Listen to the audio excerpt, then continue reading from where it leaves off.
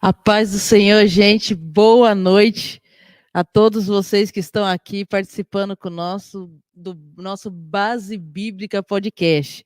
Começou o nosso Base Bíblica Podcast. Eu quero agradecer a todos que estão participando, tanto aqui pelo YouTube quanto pelo Facebook, que você venha participar com a gente desse podcast, compartilhar com mais pessoas aí, com seus amigos, com a sua galera aí, esse link, curtir a nossa página tanto no Facebook quanto o nosso canal aqui no YouTube, né? E que você venha compartilhar com mais pessoas. Se você ainda não é inscrito no nosso canal no YouTube, né, o nosso canal aí, Chamar Oficial, aí no YouTube. Se você ainda não é inscrito, se inscreva no nosso canal, toque no sininho de notificação para você ser lembrado que toda terça-feira, às 8h20 da noite, nós temos o Base Bíblica Podcast.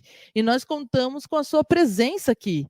E se você nos acompanha pelo Facebook, curta aí a nossa página para que você seja lembrado que toda terça-feira nós temos Base Bíblica Podcast também pelo canal da El Chamar no Facebook, pela página da El Chamar no Facebook, né? Mas eu quero agradecer já a todos que estão participando aqui com a gente e continua chamando o pessoal aí, compartilha esse link aí com mais pessoas. Hoje nós vamos para o nosso terceiro episódio de O Reino de Ponta Cabeça, o livro do Donald Krybel. Nós estamos comentando este livro aqui e está sendo edificante para as nossas vidas, né? Nós tivemos já uns 2 primeiros episódios. Na semana passada falamos sobre os 5 desvios, né, Pastor Almir, que as pessoas cometem, né, a respeito de Jesus. E o Pastor Almir e a gente que foi falando desses 5 desvios.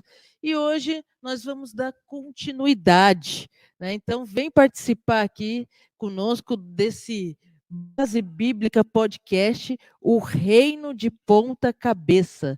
E o pastor Almir, como sempre, vai trazer aqui a nossa introdução. Pastor Almir. Tudo bem, nós vamos dar aqui continuidade ao terceiro episódio do livro O Reino de Ponta Cabeça, com Donald Krybel. E vai falar sobre as tentações de Jesus no contexto político e religioso e dar uma pincelada na parte histórica para que nós venhamos entender, né, o versículo de Mateus 4:8 que diz que o diabo transportou Jesus Cristo para um alto monte e disse: se me adorares, te darei os reinos do mundo. E Jesus teve oportunidade de exercer domínio político sobre o Mediterrâneo e os impérios do Oriente Médio. Era o que os judeus esperavam que o Messias fizesse, transferisse a autoridade política de Roma para Jerusalém.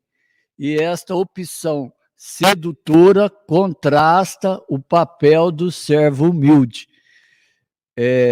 Primeiro, parece brincadeira, né? Alguém oferecer para o dono do universo que daria todos os reinos da terra na mão dele se Jesus adorasse o diabo. E nós vemos que a palavra de Deus diz que Jesus falou para ele: somente a Deus adorarás. E era isso que os judeus esperavam, era isso que os judeus desejavam. Depois, mais na frente, nós vamos ver o contexto histórico. Qualquer outra pessoa que não fosse Jesus, que recebesse uma oferta desse jeito, dessa forma, dessa natureza, certamente aceitaria o convite do inimigo das nossas almas para ter nas suas mãos todo o poder, toda a glória terrena, para que se prostrasse diante do inimigo das nossas almas. Mas Jesus, sendo o Messias, o enviado, aquele que haveria de vir o esperado. E os judeus não entenderam e não compreenderam que Jesus era o Messias, porque eles esperavam e aguardavam um Messias político que trouxesse paz sobre a face dessa terra. E nós sabemos que essa paz só vai acontecer no milênio, parte do milênio, depois do arrebatamento da igreja. Quando Deus governar o universo, quando Deus governar o planeta Terra, esses versículos que os judeus esperam até os dias de hoje vão se concretizarem no milênio. Mas o inimigo das nossas almas fez um convite escandaloso para Jesus, querendo dar uma coisa que não era dele, embora ele está governando sobre esse planeta Terra por um determinado tempo, mas ele estava oferecendo para o próprio dono do universo, que criou o universo, que criou o homem, segundo a sua imagem e semelhança. Ele estava oferecendo autoridade sobre todas as nações de forma política sobre o planeta Terra. E o que você pensa a respeito disso, pastora Fernanda? Olha aí, a gente está aqui, o pastor me trazendo a introdução sobre que Jesus, né, muitos esperavam por Jesus como um Messias, né, político.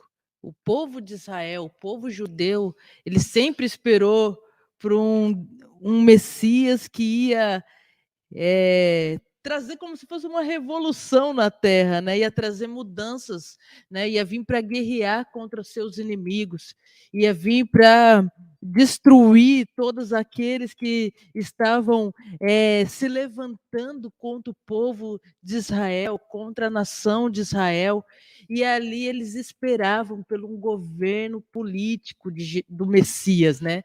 Eles acreditavam que o Messias ia vir num cavalo branco como rei que ia governar toda a terra. E vem Jesus, né? E Jesus vem de modo diferente do que eles imaginavam, né? Jesus vem e não nasce num palácio, não nasce no meio de príncipes de reis, nasce numa estrebaria, né, pastor Almir? E Jesus anda sobre um jumentinho, mas ainda assim, Jesus ele vem trazendo, né, não a paz para trazer aquela mudança no mundo, mas a paz dentro dos nossos corações, a paz de Deus que nos transforma também. Né? Jesus é totalmente de ponta cabeça mesmo do que o povo imaginava, do que o povo esperava. Jesus trouxe um governo diferente do que o povo de Israel estava esperando com que o Messias viesse trazer. E aí Jesus vem e começa o seu ministério de uma maneira totalmente que eles não imaginavam, de uma maneira inusitada, né? Jesus vem falar da grandeza de Deus, vem falar do reino dos céus, o governo de Jesus não é um governo externo, né? O governo de Jesus é sobre as nossas vidas, é um governo que nos faz, que traz transformação em cada um de nós como indivíduos. É um governo que começa a partir de mim, né? Não começa num todo, mas começa quando eu recebo como único, suficiente Salvador e Senhor. E agora, né? Quando eu abro a porta para esse Jesus, para esse Rei dos Reis e Senhor dos Senhores, governar a minha vida, é a partir daí que as mudanças vão acontecendo. Não é a mudança na vida de A, não é a mudança na vida de B, é a mudança de dentro para fora. E a gente até falou um pouquinho aqui, né, do livro, até do apóstolo Cristiano Miranda, lá das Sonhos de Deus, a gente falou aqui sobre o poder da ressurreição, né? Cristo de dentro para fora, o poder da ressurreição. Então, a mudança a transformação que Jesus Cristo faz não é uma transformação superficial, aparente, mas é uma transformação de dentro, é uma transformação que começa comigo. Não é que eu olho para o outro e falo, não, aquilo tem que mudar, a política tem que mudar, fulano tem que mudar. Não, eu tenho que mudar. Eu preciso ser transformado. Então, o reino de Deus começa a fazer diferente quando eu abro o meu coração para que Jesus governe a minha vida. E o diabo, ele veio mesmo querendo oferecer para Jesus o reino, né? Todos os reinos do mundo, se Jesus o adorasse, né? E o inimigo vem com aquela tentação, se tu és o filho de Deus, né? Eu te dou esse governo, eu te dou o mundo inteiro para você governar. Mas Jesus, ele não veio para para trazer glória para si mesmo, né? Ele veio para a glória do Pai, ele veio fazer as obras do Pai, ele veio para revelar o Pai ao coração das pessoas. Esse é o ministério de Jesus, essa é a vida de Jesus. Os judeus, eles foram subjugados, e nós vamos falar aqui a respeito de 5 fatos históricos. Mas nós vamos falar primeiro de 4 fatos históricos, depois a pastora Fernanda vai comentar e depois nós vamos falar individualmente do 5º fato histórico. Mas o primeiro fato histórico foi que os persas, com Alexandre o Grande, unificou o estilo de vida grego, conhecido como helenização. Os gregos, através de Alexandre o Grande, dominaram o mundo da sua época e dominaram a Palestina, de determinada forma que eles também trouxeram o estilo de vida grego, conhecido como helenização, sobre a Palestina. E os judeus se deixaram ser subjugados,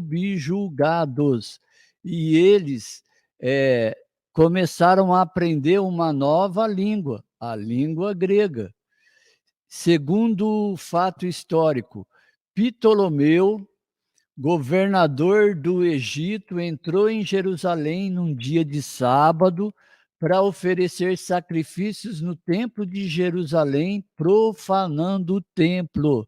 E isto fez com que os judeus ficassem revoltados e fizessem motins contra o governo de Ptolomeu no Egito. E depois também nós vemos o terceiro fato histórico.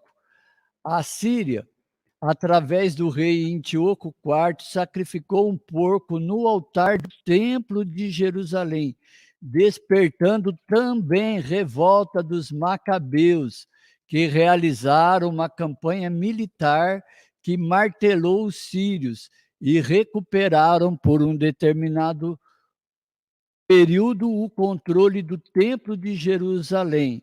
Então, nós vemos que os inimigos de Deus sempre se levantavam para manifestarem as suas revoltas no templo, porque quando eles alcançavam esses objetivos, eles deixavam os judeus sem chão e sempre se levantavam judeus para restaurarem o templo.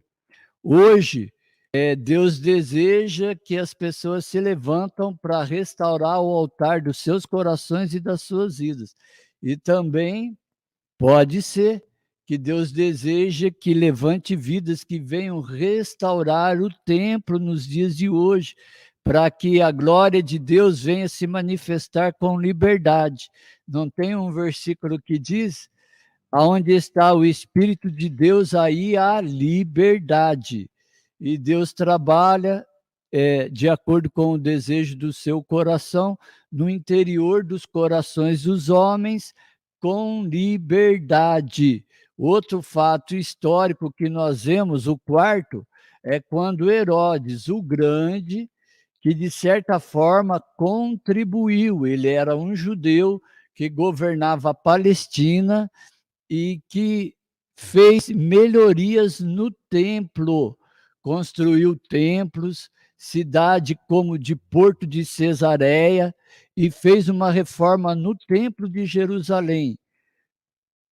Por somente sacerdotes, como pedreiros e carpinteiros, trabalhavam no templo. E depois de 7 anos que o templo foi concluído, foi destruído 70 depois de Cristo pelos romanos. Veja que o templo, ele sempre, os judeus tiveram o desejo de restaurar o templo. Eles tinham uma admiração pelo templo. Depois ali na frente a gente vai ver a grandiosidade do templo. E Jesus diz que nenhuma pedra ficaria sobre aquele templo. E realmente se cumpriu as palavras de Jesus. Mas nós vemos que Herodes o Grande, como judeu e vinculado a Roma, ele procurou restaurar o templo dentro de uma determinada limitação, porque ele era controlado pelo Império Romano. Mesmo assim, ele fez muitas melhorias, tanto no templo quanto na cidade de Jerusalém. E para ver a seriedade dos judeus relacionado ao templo, que para construírem o templo, Herodes o Grande, foi levantado sacerdotes, pedreiros e carpinteiros. Se não fosse sacerdote, não poderia nem mesmo colocar a sua pedra angular, a sua pedra principal. Então era necessário ser sacerdote. E Herodes, ele coloca uma águia dourada como símbolo no portão da cidade de Jerusalém, onde ele despertou fúria contra o seu governo, nos judeus revoltados. E o reinado dele pereceu. E nós vemos o quinto fato histórico. Nas décadas antes, vou voltar a fita aqui, pastora Fernanda, porque esse aqui eu quero, o quinto fato histórico, comentar só a respeito dele, que é interessante. Os outros fatos históricos também são interessantes. Por que que o autor relata esses fatos históricos? Para mostrar que qualquer pessoa que recebesse um convite do inimigo das nossas almas para que ele governasse como político sobre todas as nações, a pessoa sendo sã, ela não recusaria o convite, mas Jesus recusou o convite, porque Jesus veio com o propósito, ele é o Messias, o enviado, aquele que haveria de vir, e o reino dele não é desta terra, o reino dele está em outro reino, né? Quando nós passarmos a eternidade, ali nós vamos ter contato com o reino de Deus, porque existe um reino que não é deste mundo, mas é um reino espiritual, porque nós somos corpo, alma e espírito. Nós nascemos e nós morremos, mas o nosso corpo morre, mas a nossa alma e o nosso espírito não morre. E a palavra de Deus diz que Jesus, no final dos tempos, ele ressuscitaria o nosso corpo em corpo glorificado, em corpo, alma e espírito. Pastora Fernanda. Então você vê aí O povo de Israel, desde sempre, né? Desde quando o templo foi destruído pelos babilônios, né? Ele sempre tinha esse desejo de restaurar o templo. O templo simbolizava ali para eles um momento que eles tinham comunhão com Deus, né? Aonde a presença de Deus estava. E quando os babilônios destruíram o templo e levou o povo de Israel cativo na Babilônia, né, os judeus para a Babilônia, sempre havia esse desejo de voltar para a terra de Israel e o desejo de restaurar o templo. Isso aconteceu com Ciro, né, pastor Almir? Com Ciro, quando Ciro se levantou como rei do Medo-Persa, né? Quando Ciro se levantou e decretou que os judeus pudessem voltar para sua terra para reconstruir o templo. Mas o templo já não era mais como o templo de Salomão, como eles imaginavam. Então, sempre levantou reis, sempre levantou imperadores, né? E a maneira de eles afrontarem o povo era se levantando contra o templo, né? Era indo contra o templo ali. E eles cometiam várias abominações no templo em Israel. Então, o povo judeu ele ficava irritado com aquilo, furioso com aquilo, revoltado com aquilo, porque aquelas pessoas não tinham respeito nenhum com o local de culto a Deus, com o local onde eles acreditavam que a presença de Deus estava. Então eles ficaram revoltados e na mente do povo de Israel, né, o Messias iria vir e restaurar aquilo. E restaurar o templo, restaurar um lugar de culto, restaurar a comunhão com Deus, né? Então havia uma revolta. Então por isso que eles queriam a vinda de um Messias para restaurar o governo e restaurar esse momento de comunhão com Deus, a qual eles achavam que se dava pelo templo. Mas aí vem Jesus, né? E Jesus ele vem e ele fala que vai destruir e levantar o templo em 3 dias, né?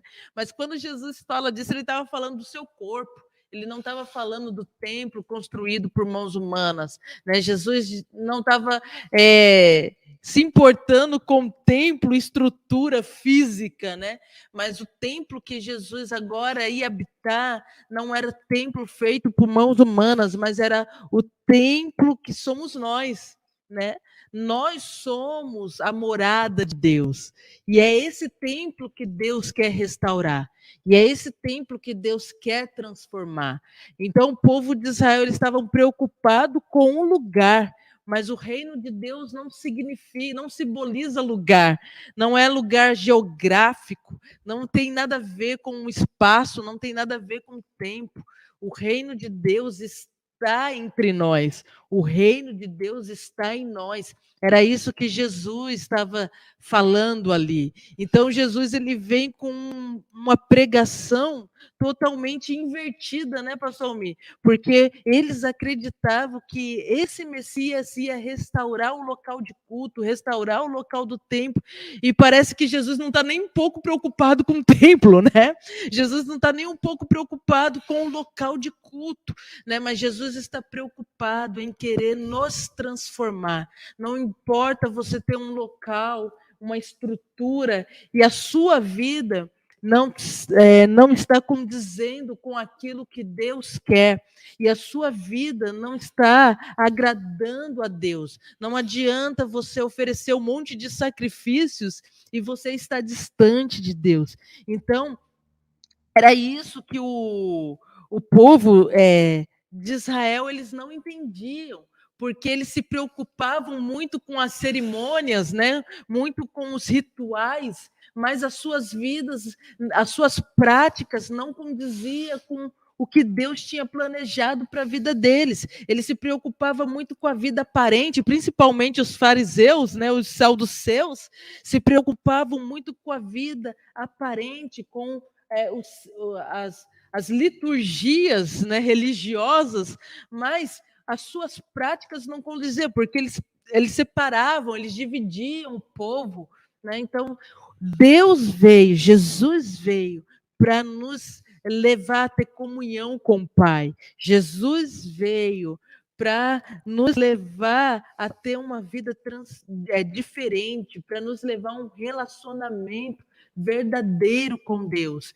né? Para nos ligar com esse Deus que é soberano. Como o pastor Almir mesmo disse aqui, ele não veio qualquer um que aceitasse os ataques do inimigo, né, para querer ser visto, para querer fama e aceitar aquela proposta de Satanás, né?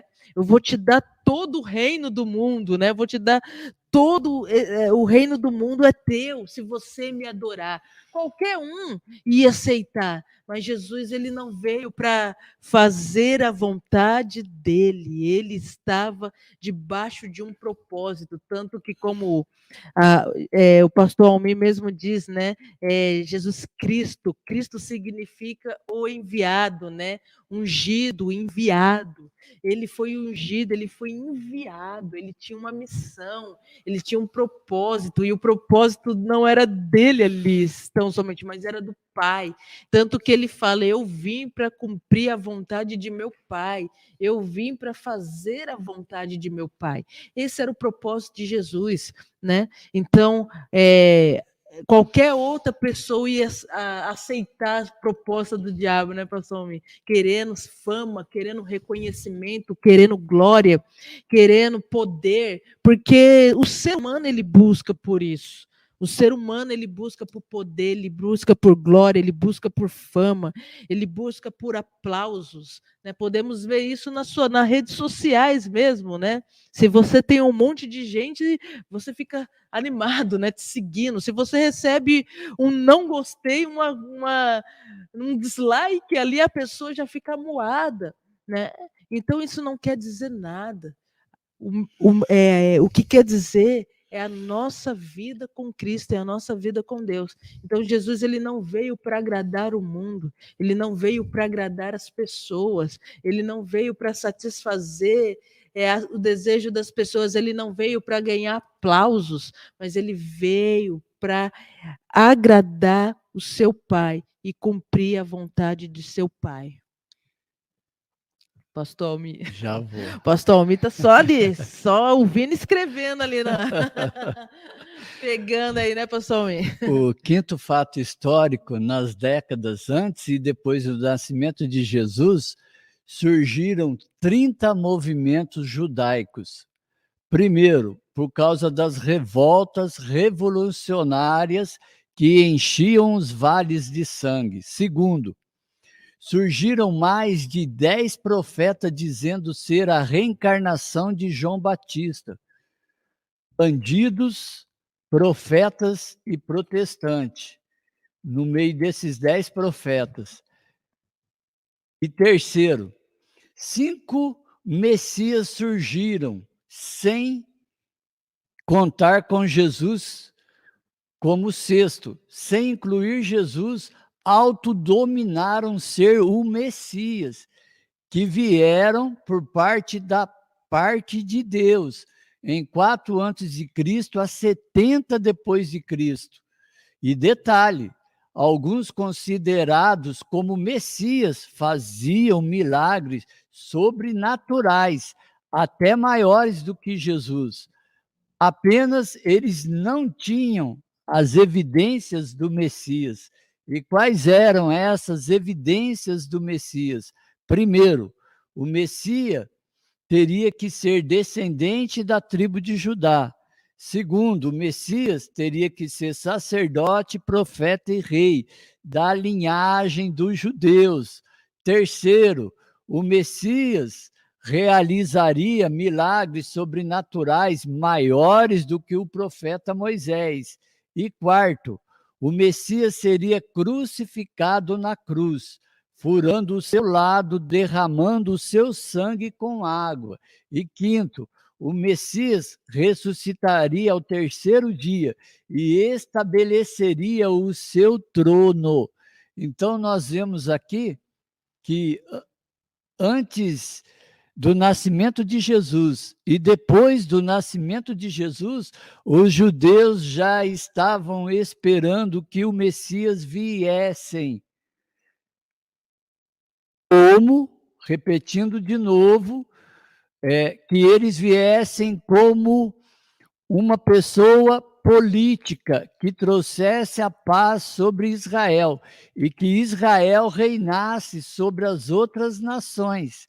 Segundo, e se levantaram profetas, se levantaram protestantes e se levantaram até bandidos dizendo que era uma reencarnação de João Batista e que estavam profetizando que o Messias havia chegado e que ele estava no meio deles para confundir aqueles cujo nome não estivesse escrito no livro da vida.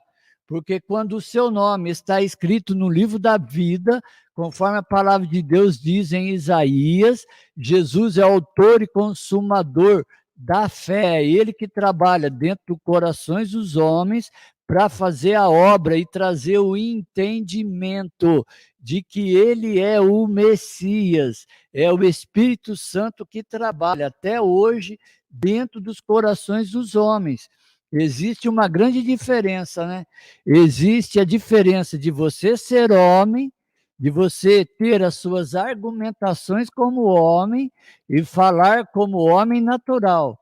Existe a diferença de você ser Deus, de você vir da parte de Deus, falar somente aquilo que Deus desejava que ele falasse e o Espírito Santo trabalhando dentro dos corações dos homens. Deus tem os seus escolhidos, desde a criação do mundo até a consumação do século, cujo nome estão escritos no livro da vida. Amém. Pastora Fernanda. Então, você vê aí, desde aquela época, eles já esperavam, né? Porque não era uma promessa, a vinda do Messias, né? Esse Messias tão aguardado, né? Era uma promessa já antiga, né? Que Deus fez ao povo de Israel, que ele viria de uma linhagem judaica, que ele precisaria vir de uma linhagem real, né? A linhagem de Davi. E esse Messias precisaria morrer e ressuscitar dentre os mortos. Mas aí surgiu vários falsos, né, pastor Almir? O pastor Almir mesmo falou, foram mais de 5, né, que vieram ali dizendo ser o Messias. Viu, pastora Fernanda? Você sabia que se fosse fazer uma análise de quem era o Messias, teria que pegar essas 6 pessoas, entendeu? Um desses 6 seria o Messias que Daniel profetizou. Fora dessa data, não tem como entrar, né, para as evidências de ser o Messias. Tá vendo? Então, você vê aí que eles sempre aguardavam por esse Messias. Eles sempre esperaram. E até hoje, né, os judeus ainda esperam pelo Messias, porque eles não acreditam que Jesus é o Messias, né? Eles acreditam que Jesus é um profeta e que o Messias ainda está por vir. Eles aguardam esse Messias da maneira como está descrito em algumas passagens da Bíblia, que ele vem num cavalo branco, que ele vem como rei, que ele vem para governar toda a terra, que ele será político, que ele vai restaurar o poder a Israel de novo, né? Então, é esse Messias que os judeus ainda esperam. Né? E esse Messias, né, como ele espera, Jesus ainda vai vir, né? Ainda vai vir como eles ainda esperam. Mas Jesus, ele veio de maneira que eles não esperavam, de maneira que eles não aguardavam. Então, veja que surgiram muitos falsos messias, trazendo proposta, fazendo até milagres, né? Como o pastor Almir mesmo relatou. E eles estavam com esperança, mas a diferença é que esses homens foram mortos e não ressuscitaram, né, pastor Almir? Esses homens morreram e não voltaram da morte. E aí eles desacreditaram também disso, né? E aí veio Jesus, né, com a sua com o seu evangelho, pregando a palavra de Deus, trazendo um reino que era de humildade, que nós precisaríamos nos humilhar. Não era um reino de pompa, não era um reino que, nossa, agora o poder vai ser restaurado, embora até os discípulos de Jesus acreditavam que Jesus ia restaurar o poder a Israel. Eles esperavam que no momento certo Jesus ia fazer a guerra, ia trazer uma revolução. E não foi isso que Jesus fez. Pastora Fernanda, dizem alguns que Judas, quando traiu Jesus, ele traiu com essa intenção, porque Exato. ele sabia que Jesus era o Messias e ele estava esperando que o Messias fizesse alguma coisa para restaurar Israel. Exato, ele esperava que Jesus viesse revidar, né? Tanto que Pedro cortou a orelha de Malco com essa intenção também. Ele pega a espada e corta a orelha de Malco, esperando que eles iam para a guerra, esperando que eles iam lutar para tomar o reino de Israel de volta, né? Mas aí Jesus fala: não, não, não, não, eu não vim para isso, né? Esconde essa espada aí, larga essa espada e ainda restaura a orelha de Malco, né? Jesus, ele é crucificado como ovelha muda, né? A palavra vai dizer como uma ovelha muda para o matador. Ele vai e ele não fala nada, ele não revida, ele não mostra o seu poder, ele não mostra a sua glória, mas ele está ali em obediência, em sujeição àquilo que era o propósito de Deus. E qual era o propósito de Deus? Que a salvação viesse ao mundo, e para que o mundo fosse salvo, para que nós fôssemos salvos, precisava um homem perfeito morrer, precisava um homem perfeito dar o seu sangue, e dar o seu sangue, dar sua vida em resgate de toda a humanidade, né? Só que a palavra de Deus vai dizer que Deus olhou para a terra e não encontrou um justo sequer, um justo sequer. Deus já tinha planejado, esse homem era o seu filho, né, o seu único filho, perfeito somente Deus. Então precisou o próprio Deus deixar o seu trono de glória, descer até a terra e se entregar pela humanidade e morrer pela humanidade. E aí Jesus, ele morre e ao terceiro dia ele ressuscita, né? A gente teve aí a Páscoa, um momento que simboliza a libertação, um momento que simboliza o êxodo, né? A libertação do sofrimento, da escravidão do pecado. E Jesus é o nosso Cordeiro Pascual, né? Jesus é a verdadeira Páscoa. Por que ele é a verdadeira Páscoa? Porque ele se entregou em resgate das nossas vidas, porque nós pecamos e pelo pecado nós estamos afastados de Deus, nós estamos separados de Deus, nós não temos acesso a Deus por causa do pecado. E aí Jesus, ele morre para nos trazer de volta a uma comunhão com o Pai. E hoje nós temos esse livre acesso ao Pai, esse livre acesso ao Pai. E só temos esse livre acesso através de Jesus Cristo. Não é através de outro homem, não é através de outras pessoas, não é através do pastor, não é através de obreiro, não é através de igreja, mas somente através de Jesus que nós podemos chegar a Deus. Ele foi aquele que morreu e venceu a morte por todos nós. Então, ele é o único caminho. Não existe outro caminho a não ser Jesus. Só Jesus pode te levar ao Pai. Só Jesus pode te levar a ter comunhão com o Pai. Então, ele é o sacrifício perfeito, o sacrifício que nos trouxe a paz.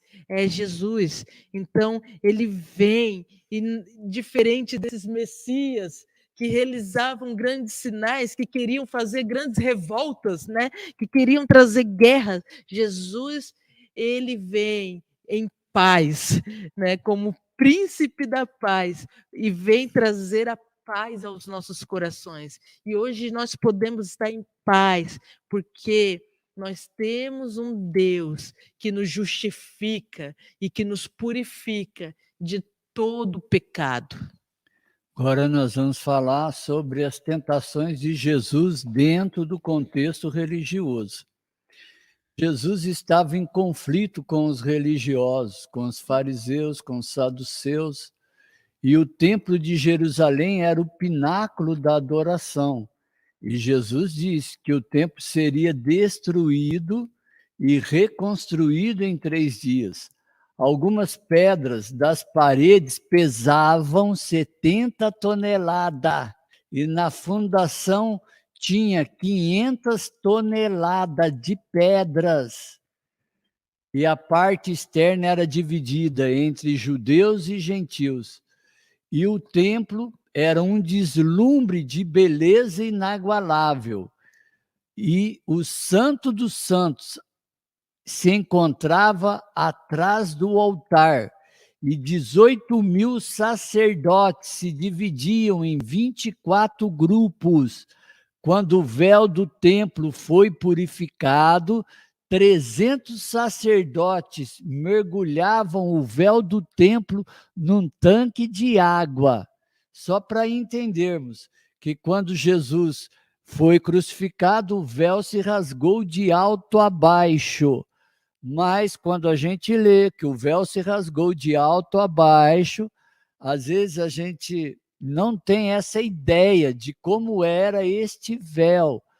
Tal era o peso deste véu, tal era a resistência desse véu. Mas quando o cordeiro foi imolado na cruz do Calvário, o véu foi rasgado pelo próprio Deus, de alto a baixo. E Mateus 27:51 diz: E eis que o véu do templo se rasgou em 2, de alto a baixo, e a terra tremeu.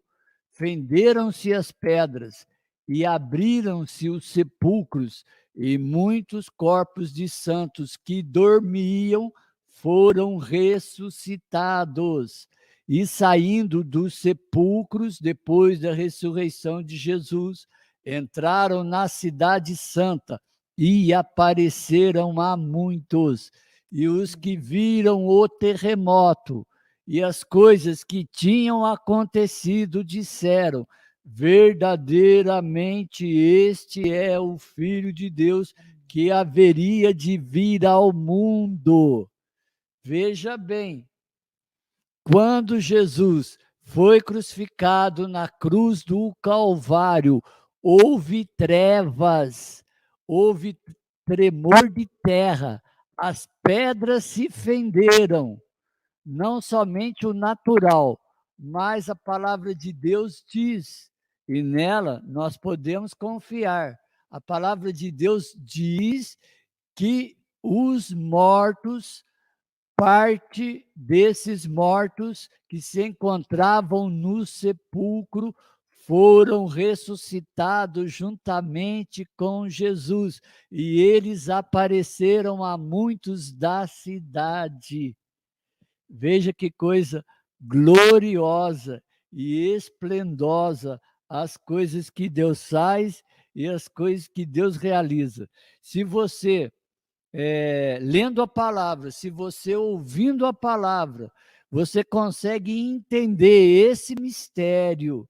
Veja que coisa grandiosa as coisas que Deus faz. Pastora Fernanda. Então, você viu aí quando Jesus entrega ali a sua vida, né? Não foi o nosso pecado que matou Jesus, né? E não foi também o diabo que matou Jesus ou os romanos. Ele se entregou, né? Ele se entregou. Ele escolheu entregar a sua vida em resgate de cada um de nós. E ali, quando ele se entregou, olha aí, que gloriosa, para que o véu pudesse ser aberto ou fechado, precisava de muitas pessoas, né? Não era uma coisa que uma pessoa só conseguia fazer. E aí, quando Jesus morre, o véu do templo foi rasgado. E foi rasgado de uma maneira que jamais poderia ser, né, pastor Almir? Porque rasgou de cima para baixo, né, pastor Almir? De cima para baixo, o véu foi rasgado. E aí a gente vê a testificação, né, que quando Jesus morre, muitos voltam a viver, muitos são ressuscitados ali naquele dia. E pessoas que haviam morrido estão ali andando naquele caminho. E existem testemunhos. O fato é que Roma, né, o Império Romano tentou esconder isso, tentou esconder que Jesus ele ressuscitou, né? Há relatos, né? Os próprios soldados foram pagos para não dizer que Jesus ressuscitou, né? Mas ele vive, ele está vivo, ele está entre nós. Né? Ele habita em nós, então nós podemos glorificar o nome de Deus, porque Ele é um Deus poderoso e fiel, né? Então ele nos deu a vida eterna está com ele, né? Tanto que ele vai dizer na oração de João 17, né? A vida eterna é essa, que conheçam a ti. Quando ele fala que conheçam a ti, ele estava falando com o Pai, que conheçam a ti e a Jesus Cristo a quem tu enviou. Então, essa é a vida eterna, que todos hoje possam conhecer, né, o Cristo, o Filho do Deus vivo, né, aquele que morreu e ressuscitou em resgate por amor a nós. Então, Jesus Cristo ele foi até o inferno, tomou a chave, né, a chave das mãos do diabo. E hoje nós podemos celebrar a vida, porque ele vive e está em nosso meio. Nós temos o templo, ele tinha 3 funções: a ritual, a econômica e a administrativa. E nós temos 2 classes de sacerdotes. A primeira eram os escolhidos por Deus, segundo os propósitos de Deus, e a segunda eram os sacerdotes que eram contratados e demitidos pelos governantes. E o uniforme dos sacerdotes eram 8 peças, que eram guardadas pelos soldados romanos, que entregavam a roupa somente nos dias das festas judaicas, num sacrifício diário em nome do imperador. E um grupo de sacerdotes administravam o tesouro do templo, que funcionava como banco nacional, e eles mantinham as ofertas e os dízimos exigidos ao judeu por todo o mundo. E a principal fonte de renda para Jerusalém, estendendo propriedades latifundiárias cultivadas pelos pobres camponeses. Então, nós vemos que o templo, naquela época, ele era pomposo, a ponto de arrecadar fundos de todos os judeus do mundo todo. Judeus vinham de longe para poder oferecer sacrifícios, tanto que Jesus faz um azorrague ali no templo, né? No templo, né? Que ele chuta, joga as mesas dos cambistas e fala que não devemos fazer a casa do Pai, né? De lugar de covil de ladrões e salteadores, né? Porque o templo virou um lugar de comércio. Como vinha muitas pessoas de longe, e essas pessoas não tinham como trazer os seus sacrifícios de longe para sacrificar, então, para facilitar as pessoas ali, né, os próprios sacerdotes no templo vendiam, né, os animais, vendiam pombas, vendiam cordeiros, vendiam carneiros, vendiam ovelhas, para que aqueles judeus que viessem de longe, né, pudessem oferecer os seus sacrifícios.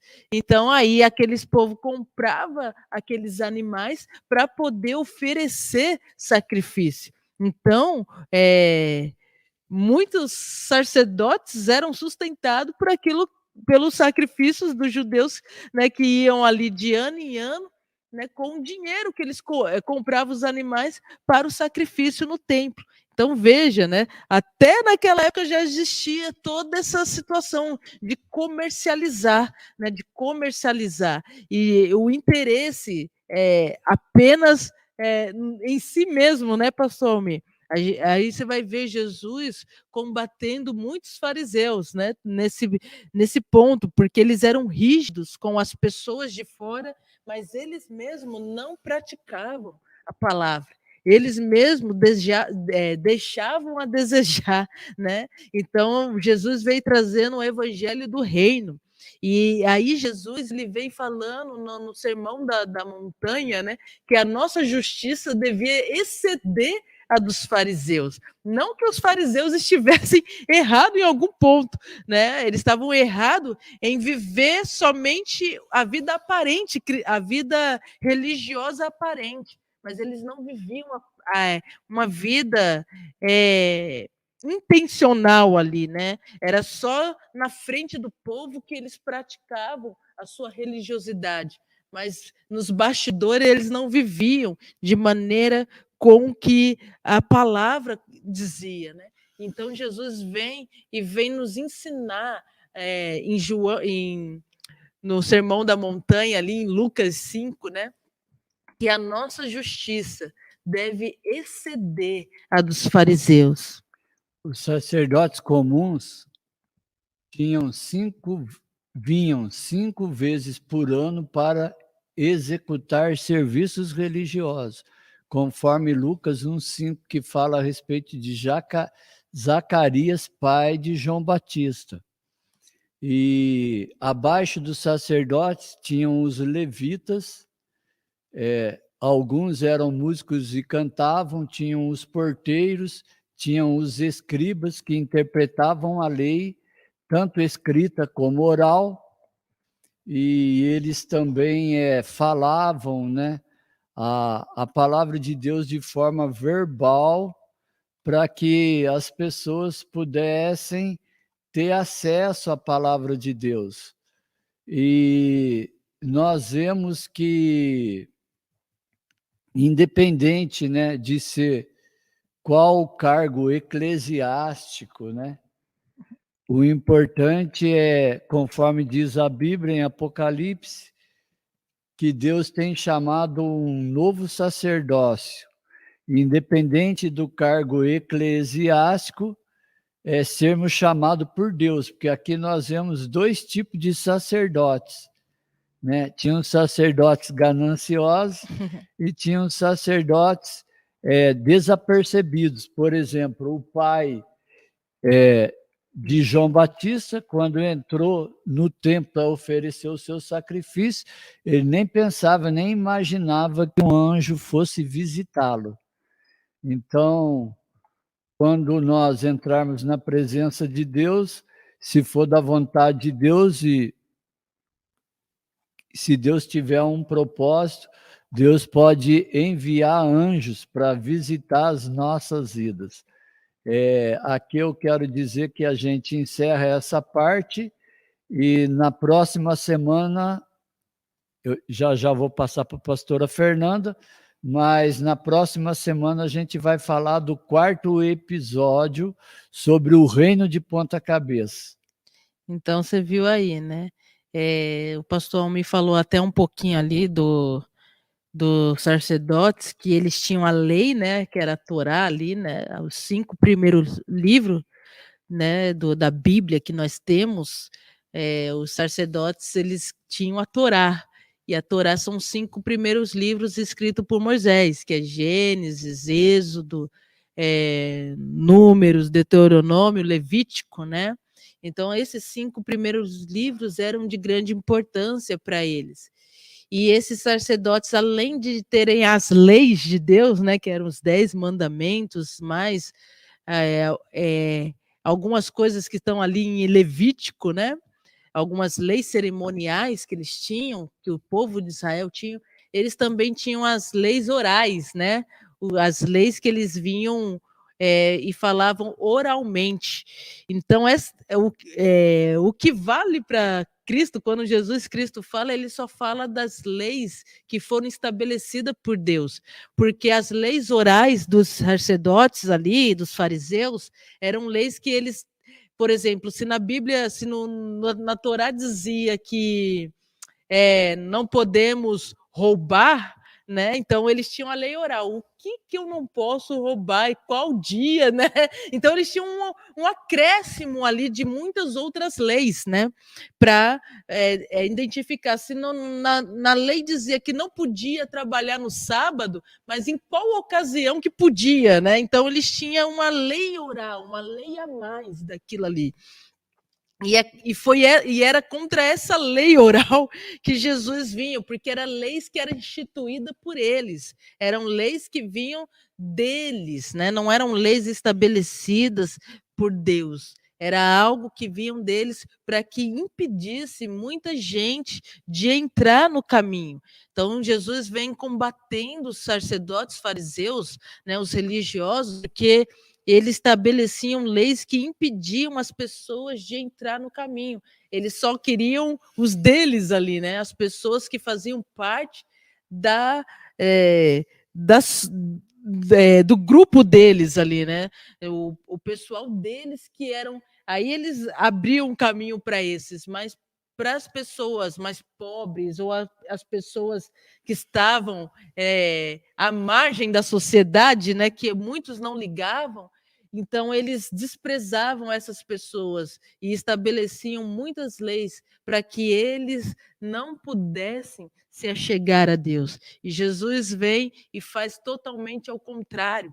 Ele vem e senta com pecadores, senta com a prostituta, senta com publicanos, né, que eram considerados inimigos dos judeus, né? Então Jesus ele faz o caminho inverso, aonde Jesus senta com enfermos, com doentes, porque uma pessoa doente naquela época para o judeu tinha que ser excluído da sociedade, né? Por não existir médicos, por não existir hospitais, naquela época não tinha tinha médico, mas não tinha hospitais como nós temos, né? As doenças nem todas as doenças eram tratadas, né? Conseguiam ser tratadas, né?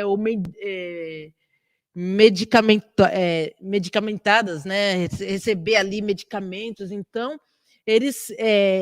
quando a pessoa ficava a um ponto de ter uma doença, e essa doença poderia trazer um mal para a sociedade, eles excluíam essas pessoas da sociedade, deixavam essas pessoas à margem da sociedade. E aí Jesus vem e senta com essas pessoas tocam em Jesus e é curada. Jesus dialoga com essas pessoas, Jesus dialoga com mulheres que eram adúlteras, né? Jesus dialoga com os endemoniados também, né? Pessoas que, né, e vai e liberta esses endemoniados e ora por eles e eles são libertos. Jesus senta com traidores do povo de Israel. Olha só, Jesus faz totalmente o que muitos não fariam. Jesus faz. Então, porque ele tinha uma mensagem, ele carregava ali a presença de Deus e o desejo de Deus, como diz a palavra em Timóteo, é que todos sejam salvos. O desejo de Deus é salvar a todos, não é salvar alguns, é salvar a todos. Todos vão ser salvos? Nem todos vão ser salvos. Mas por quê? Deus não pode salvar? Deus pode. O caminho está aberto para todos, mas cabe você querer, né? A escolha é sua. Deus não força ninguém a recebê-lo como Deus. Deus não obriga ninguém, né? Cabe a você aceitar o sacrifício de Jesus na cruz do Calvário e abrir o seu coração para Ele e deixar Ele entrar e fazer morada na sua vida. Do contrário, Deus não vai forçar você a querer segui-lo, a querer estar com Ele. Então, a escolha é totalmente sua de querer viver uma vida de obediência e de sujeição ao Senhor Jesus Cristo, assim como Ele foi o exemplo para nós de obediência e sujeição ao Pai. Ele fez tudo o que o Pai faz, né? Ele não fazia nada de si mesmo, mas tudo que ele viu o Pai fazer, ele fazia. Tudo que era vontade do Pai, Jesus fazia. E ele veio nos transmitir isso, né? Nos dar esse livre acesso de podermos chegarmos ao Pai e receber a vida dele e poder vivermos para ele em todos os momentos. Então, que você abra o seu coração e deixa Cristo fazer morada na sua vida. Deixa Cristo transformar a sua vida. Ele tem poder, mas basta você deixar, né? Não precisa, hoje você não precisa de sacrifício para chegar a Deus.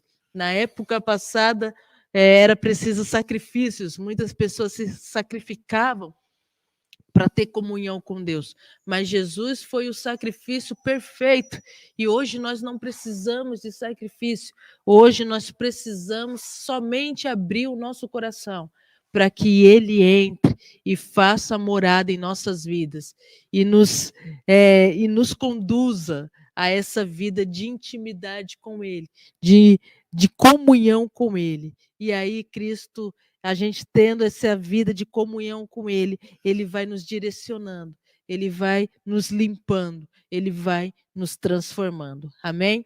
Então, na próxima semana, nós estaremos aqui falando do 4º episódio sobre o reino de ponta cabeça. E que você venha participar aqui com a gente, chame mais gente, passa esse link aí para mais pessoas, chama o pessoal para participar aqui, para estar aqui com a gente, participando desse Base Bíblica Podcast.